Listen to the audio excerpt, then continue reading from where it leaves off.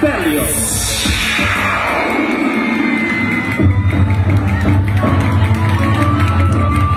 Sa pagsubang sa adlaw, ang katunggang nipatiaw, tinabangay sa usaw, hinungdan sa paglahuta. O karoon at kaput na ang kahitas ang nagasa, mabuyo nga abunda sa panalangin o mga grasya. Hoy! Ito! Nakunsa man mag-ira, oy! Unsa man na ninyo gitrabaho dira? Kainit ng ahon! Nagagkuha-ko ng gibuhay! May pagpangatulog mo! Pagpangandamin daw ni mong gibuhat, madam, sa umabot ni katalagman. Ay da! Tuwa man ka, anaway! Ako di ko mahalong anaway kay dako o balay! Tiya!